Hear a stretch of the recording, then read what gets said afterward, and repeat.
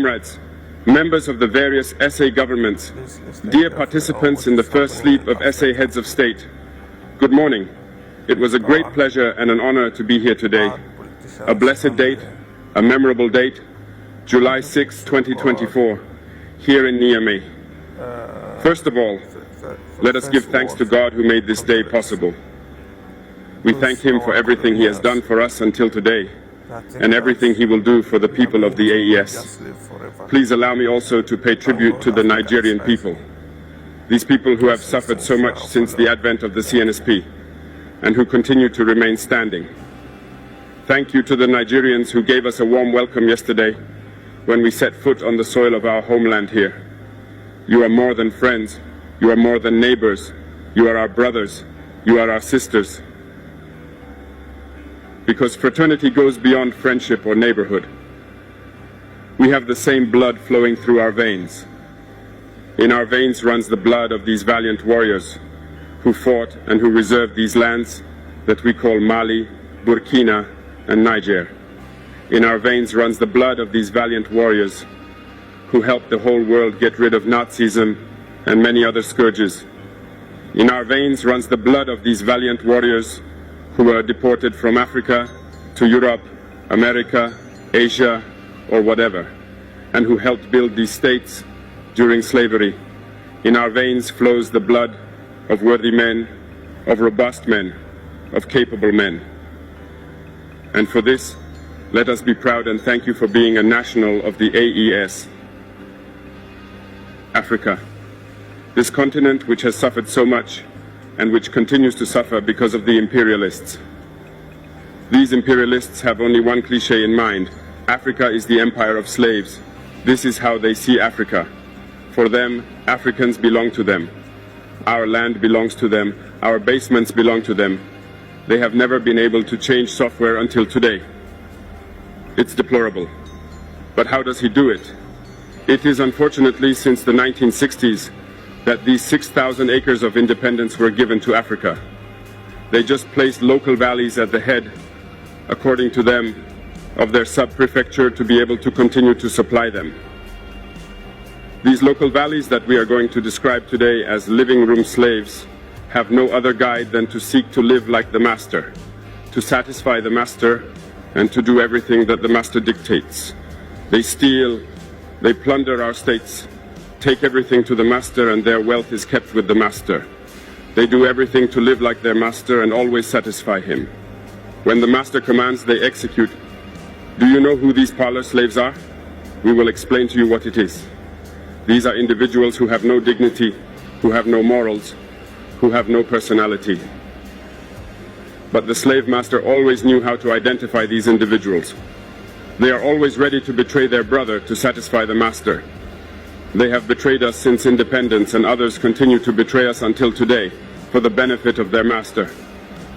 These individuals always continue against all odds to plunder Africa, to help the master to plunder Africa.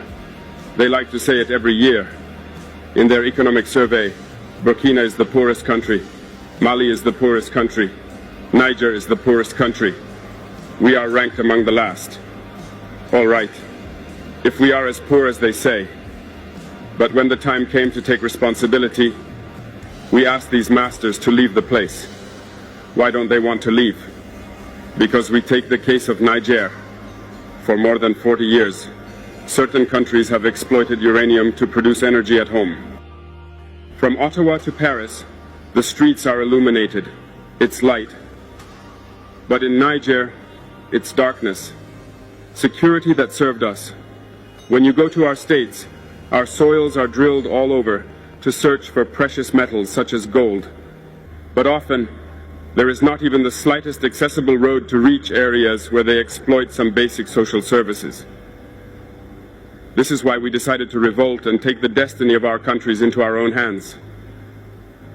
There are many other examples, but when we decided this, we were approached by some parlor slaves to give us their master's message, because they had created this sort of polymer chain that sticks up at the head of our states to serve them. And we have come to break the chain, and it's inconceivable for them. They therefore approached us and asked us to join the ranks to form part of the elite who must lead Africa because they have a trained and formatted elite who must follow, who are embedded in this chain. We refused to join their ranks, and from then on, hostilities began. They have led several mercenaries, trainers, and agents into our areas who have descended into the Sahel to hope to carry out barbaric, cowardly attacks against our populations, to hope to revolt them.